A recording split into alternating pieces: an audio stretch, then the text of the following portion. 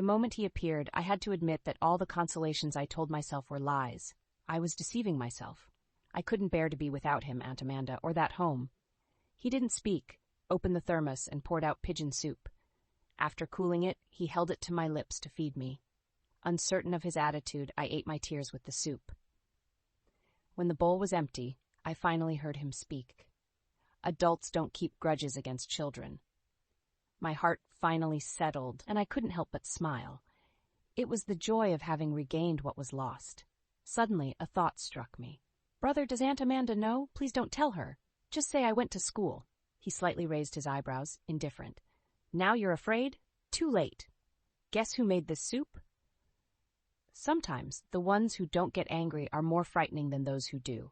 When Aunt Amanda saw me, she didn't scold me. She just cried out of heartbreak, blaming herself for not taking good care of me. She said if anything had happened to me that day, she would live the rest of her life in guilt. She asked if there was anything she hadn't done well enough, if she hadn't given me a sense of security, leading me to feel insecure. I was so guilty. I didn't know what to say. I didn't regret lying in a pool of blood. I didn't regret the misunderstanding that Ethan Clark didn't want me. But seeing Aunt Amanda cry, I regretted it, because I truly saw in her the self-reproach and worry of a mother, emotions I had never seen in my own mother. After staying in the hospital for a week, when I returned home, Aunt Amanda squeezed into the same bed as me for a month to take care of me easily. She bathed me, combed my hair, applied medication, and took care of everything. Gentleness can be the most fatal. I swore over and over that I would never engage in similar behavior again. And only then did Aunt Amanda's long-suspended heart rest. Life sometimes takes unexpected turns, revealing new paths just when you least expect it. When I thought there was nothing I could do about my dad. One evening, Officer David Ethan Clark casually mentioned a new cheating technique at the gambling dens, which had led to countless broken homes. In the blink of an eye, I suddenly remembered the afternoon I went home to fetch my piggy bank and saw a deck of playing cards on the table, along with something that resembled glasses. But my dad isn't nearsighted. So I asked Officer David, "What's this cheats technique exactly?" He explained that the cheater would bring their own set of specially made playing cards that looked no different from regular ones. But once they put on the special contact lenses, the fluorescent numbers and symbols on the back of the cards would become clearly visible. It all matched up to what I had seen. That was also around the time my dad suddenly got lucky and won a lot of money. I shared this discovery with Ethan and Officer David. In less than a week, James Wilson was caught cheating in a gambling house owned by an out-of-town boss. The man providing him with the tools was the same casino tycoon who had indirectly driven my mom to her death, surnamed Jew.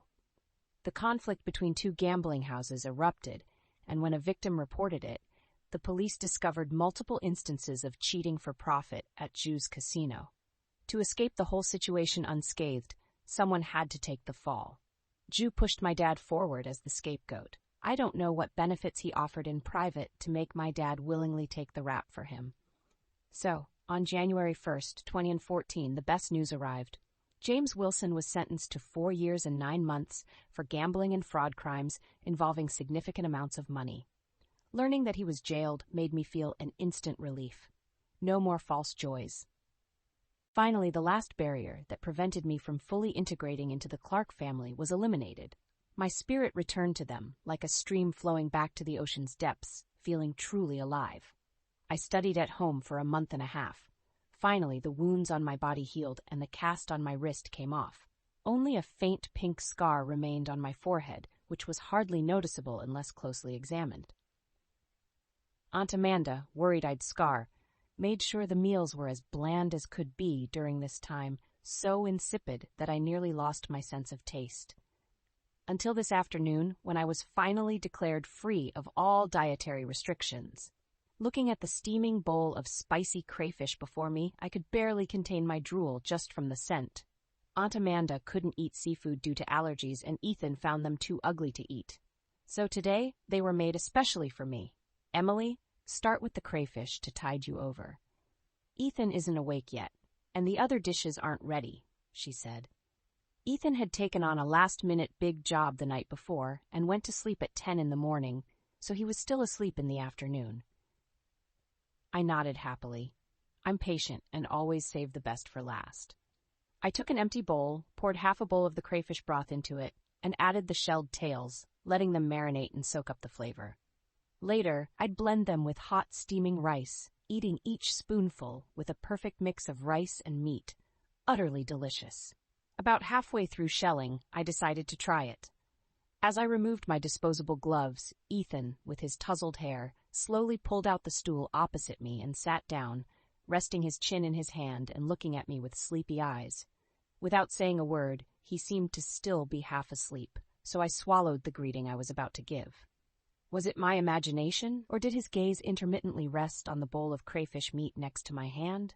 Definitely my imagination. Aunt Amanda mentioned that Ethan didn't like it, so I stirred the bowl to mix the broth, ready to take a bite. Suddenly, he pointed and asked, "Sis, what's that you're eating?" I paused, though it was odd, maybe because he disliked it, he didn't recognize it. "Crayfish, shelled crayfish," I clarified. "Oh, is it good prepared that way?" he asked curiously. Confident, I replied, "Of course, it's delicious." Seeing his interest, I tentatively passed him the bowl. "Do you want to try, brother?" "I know that's not what you meant. I've never liked them," he replied reluctantly, taking the bowl anyway. "Well, just one bite, then." I watched as he scooped up a huge spoonful, a quarter of the bowl gone in one go. After swallowing, he frowned. Can't taste it," then looked at me. Struggling, I offered, "Maybe you should try another bite?" Whoosh! Another quarter vanished. My heart tightened. "Thank you, sis, that was really good," he exclaimed with a bright, toothy grin. It was rare to see him smile so radiantly. I was dazzled for a moment. In a bewitched state, I blurted, "Would you like another bite?" Until the bowl with the crayfish tails was empty. "It turns out stolen food does taste better," he drawled nonchalantly, setting down the empty bowl and dropping the innocent act. "Ah!" I looked at the empty bowl in front of me, then at him. Pouting, I turned to the kitchen to tattle. "Mom?" "Huh?" Ethan, looking flustered, quickly reached over to cover my mouth.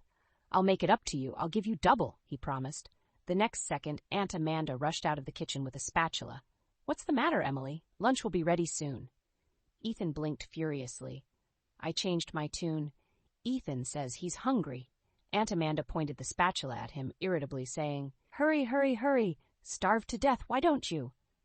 Then she turned and went back to the kitchen. Belatedly, I realized I might have mistakenly called out the wrong name, but everyone's reaction was so natural. I even doubted whether my memory was playing tricks on me. In the middle of the night, I woke up with a pain in my lower abdomen and sweating cold sweats. I felt something unusual downstairs, and when I turned on the light, I saw a fresh red stain on the sheets. It didn't take me long to figure out it was my first period. Aunt Amanda is very attentive. From the time she bought me underwear, it was clear she knew I lacked knowledge about puberty due to my mom's early departure. So she casually educated me about it, fearing I'd be panicked if it suddenly happened and I was alone. She had taught me how to use a sanitary pad hands-on, with supplies always ready at home and in my bag. But she had not mentioned it would be this painful. It was more excruciating than getting stitches on my forehead, coming in waves as if there was a meat grinder in my stomach. It was late, and Aunt Amanda was already asleep. Only Ethan was still working. After changing the sheets and putting them in the laundry basket to wash later, I changed my clothes and made my way down the stairs, holding my belly. Seeing me, Ethan was terribly startled. He thought I looked as white as a ghost. Expecting some acute gastroenteritis, he was ready to take me to the hospital. I held him back. Painful. Cramps. He paused. Cramps are like toothaches, one of the most frustrating, uncomfortable, and helpless experiences. So there we were, two people with no experience, one rolling in bed in pain, the other frantically searching the internet for solutions. He found, "You shouldn't eat crayfish during your period." I thought of the remaining dish of crayfish that he meticulously peeled, and I'd eaten 2 bowls full. No wonder I was in such pain. Based on the advice, I drank hot water, gulped down brown sugar ginger tea, and applied heating pads. After all the fuss, it hardly helped. Finally, A comment suggested using a man's warm hand to cover the stomach. Desperate, I looked at him pitifully. "Brother." He sighed resignedly, rubbing his hands warm. Then he lay next to me, propping himself with one hand on the headboard, the other hand placed over my lower abdomen through my clothes. His body was naturally warm, the heat from his palm gently warming my abdomen, which seemed to alleviate the pain a little. After a while, I whispered, "Brother, my back is sore." He changed the position of his hand, massaging my back softly. Later, "Brother, my legs are cramping. I felt like crying." He resignedly switched hands to massage my leg. As the discomfort subsided, sleepiness crept in, and between consciousness and dreams, I suddenly thought of something. I nudged him with my head. "Brother, what's uncomfortable now?" "It's not that. Remember to wake me at 7 tomorrow for the midterm exam at school at 7:30. I had been home too long and almost forgot about school the next day. Silence followed, then a voice from above, dryly, "It's 3 in the morning now. Why not just remember after the exam?" Knowing I was at fault, I snuggled into his chest, finding a comfortable spot, pretending not to hear. Later, I fell asleep without realizing it. Worried about waking the kid for school, Ethan woke up before 6. He took the dirty sheets and clothes from the laundry basket to the bathroom, soaked, and scrubbed them in cold water. Not wanting embarrassment in the morning, he didn't hang them out to dry after washing. Once everything was tidy and breakfast was ready, he went to wake me up. "It's 7. Time to get up. It's 7:05. Hurry up. 7:10, Emily Wilson. If you don't get up now, you're doomed." Calling didn't wake me, nor did pushing. Ethan took a deep breath, bent over and scooped me up from my legs. Then he quickly slipped shoes onto my feet and half dragged me to the bathroom. During which, he comforted himself. "At least she's not sleeping too deep. At least when I squeeze out the toothpaste and pass it, she can still instinctively take it without opening her eyes. At least when I wash her face with a warm towel, she can still instinctively cry out it's hot, even if she's not fully awake." I must have been sleeping too deeply, because when my head finally cleared, I found myself holding a glass of milk with a piece of toast in my mouth. I was dumbfounded. Ethan pointed to the clock on the wall expressionlessly. "It's 7:15. You have 5 minutes to get dressed and pack up." The exam was at 7:30, and it took 10 minutes to walk to school. My heart skipped a beat, and I hurriedly stuffed the rest of the toast into my mouth and dashed to my room. Aunt Amanda had mentioned yesterday would be much colder, and even though I couldn't feel the chill indoors because of the heating, I feared freezing outside. In a rush, I layered up with sweaters and thermal wear. When I bolted downstairs, it was exactly 7:20. I grabbed my backpack and was about to run out. "Goodbye, brother. I'm off." As I finished speaking, my fate was seized from behind. I saw Ethan, now dressed, saying sternly, "Think you can run? Is your stomach not hurting anymore?" Truthfully, it still hurt a little. He must have known because the next second, he squatted down in front of me. "Hop on, I'll carry you there." Without a moment's hesitation, I chose the latter between walking or being carried. Only when we got outside did I realize it was snowing, the sky overcast and the cold wind carrying snowflakes like feathers, about fluttering high. Ethan carried me quickly and steadily the entire way. I held the umbrella, resting quietly on his back, gazing at the empty space in front of his collar, and wrapped the fluffy scarf I'd been wearing around his neck as well. As I was nudged upwards by his arms, I asked, "Brother, are you tired?" "Tired my foot. You barely weigh anything. It's just that you're wrapped up like a ball and keep slipping down, making it hard to hold on properly." The cramps came fast and left quickly. The next day, I didn't hurt anymore, just felt a bit bloated.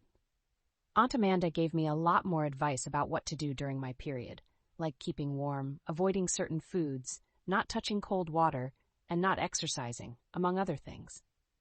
Maybe it was that night's ordeal, but every time my period came after that, Ethan seemed more nervous than I was, insisting I couldn't eat this or touch that. Because I was in my final year of junior high and facing middle school exams, I had to continue going to school while everyone else was on winter break, only being freed 2 days before the Lunar New Year.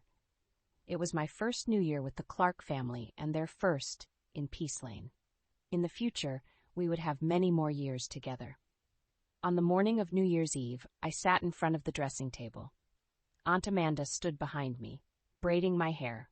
When the last strand was finally woven in, the story of my growth journey and the warmth of family, which had embraced me amidst my tribulations, showed itself on a day that marked both an end and a beginning. Holding my face in her hands, Aunt Amanda looked at me from side to side, her eyes brimming with laughter. Oh my, how adorable our Emily has become. I looked up, and in the mirror I saw a girl with 2 round buns atop her head, draped in a bright red velveteen cape that made her fair skin glow. Her dark, clear eyes sparkled, and her smile formed perfect crescent moons. Gone was the timidity and the insecurity. I had changed, indeed. No wonder they all said at school that I was unrecognizable from before. Turning around, I threw myself into Aunt Amanda's embrace, pressing my head against the soft comfort of her chest, just like the few cherished times I hugged my mother when I was little. I nuzzled gently and whispered, "Thank you. Thank you for picking me up and piecing me together again." Feeling the warmth of her hand gently massaging my head, she teased, "Thank who?" There was a hint of anticipation in her tone. I blinked, taken aback, and then smiled. "Thank you, Mom. Thank you, Mom." Ah! Her voice was brimming with barely contained joy as she planted a soft kiss on my forehead. Mommy's Emily is such a good girl. My heart leaped with quiet joy, sweet and overflowing. Seeing my cheeks flush with embarrassment, she didn't tease me anymore and asked me to wake Ethan up to help paste the New Year couplets. Because of the holiday rush, Ethan had been working late into the night, and his sleep schedule had shifted. I knocked on the door, but got no response. I pushed the door open and entered the room. It was quiet. The gray curtains filtered the light. Ethan lay on the bed, his eyes closed in deep sleep, his breathing barely perceptible. I poked his face gently. "Brother, Mom says it's time to wake up and paste the couplets." No response. I whispered in his ear, "Brother, it's time to get up and put up the couplets." Still no response. As I hesitated, wondering if I should use a bit more force, Ethan suddenly opened his eyes wide, a mix of disbelief and no trace of sleepiness visible in them. He seemed both annoyed and amused. "Heartless little thing, I was curious to see how you'd try to wake me and you end up plucking at my eyelashes." Busted? I flashed a tactically sweet smile. "What are you doing looking like a New Year's doll?" he teased, pinching one of my buns in amusement. Aunt Amanda was in the kitchen making sweet dumplings while Ethan and I worked together to paste the New Year couplets around the house. We were sorting out the last pair of couplets. One featured a lazy sheep, and the other was a happy sheep, each holding a blessing. He expressed his disdain. "These are too childish. Maybe we shouldn't put them up." I shook my head quickly. "No, they're not childish at all. Where's the childishness?" He said he was tired and didn't want to move, but I insisted. After all, I had picked these out with Aunt Amanda at the market. I tugged at his arm, playfully pleading, "Brother, you're the best brother in the whole world. Please put them up in my room." A flicker of amusement crossed his eyes. Fine. Let's get it done." On each side of the window we pasted a sheep. The happy sheep represented me, and the lazy sheep, Noah, my best friend. So here's to wishing my best friend Noah a happy New Year. Later in the afternoon, we all gathered to make dumplings. Ethan complained about my inept dumpling-making skills and handed me a lump of dough to play with on my own. Aunt Amanda skillfully rolled out thin, perfect dumpling wrappers as she casually asked Ethan about his colleague who hadn't shown up. "He didn't go home for the holiday," she inquired. Ethan, shaping a dumpling, replied indifferently, "He's at the station." "Won't his parents worry? He grew up in an orphanage. He has no one else." Aunt Amanda fell silent, her rolling pin slowing down as she seemed to contemplate something deep. After a while, she spoke. "We've made too many dumplings. Why don't you invite him over for New Year's dinner?" It took Ethan a few seconds to register her words before he responded with a grunt. They were talking about David, one of the police officers. He would often come over, sometimes with homegrown vegetables, fresh fruit from the market, or a stuffed toy he won from a claw machine to give me.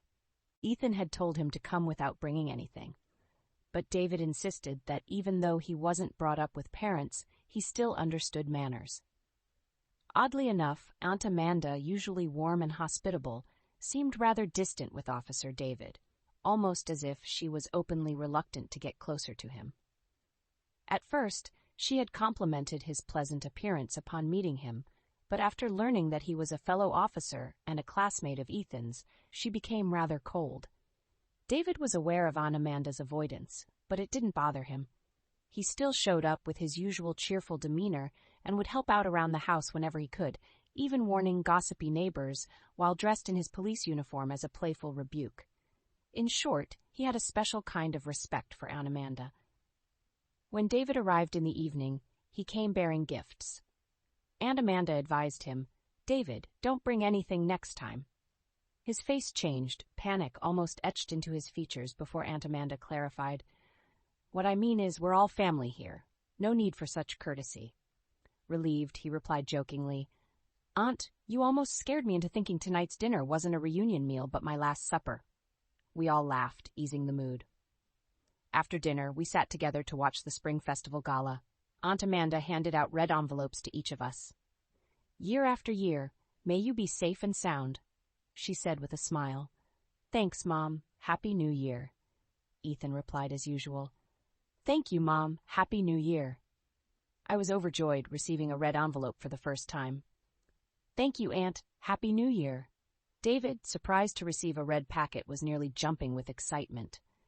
The atmosphere was perfect, and I retrieved the gifts I had prepared. A scarf and gloves for Aunt Amanda, who often sat at the door lost in thought, and a thick knitted hat for Officer David to protect his head from the harsh winter winds during his patrols. Aunt Amanda marveled at my handiwork with the scarf and gloves, complimenting my skills. David was moved to tears, not having expected that there would be gifts for him as well. Ethan, though, kept his eyes on my empty hands. When he realized there was nothing for him, he coughed lightly. I pretended not to notice and turned to watch the TV.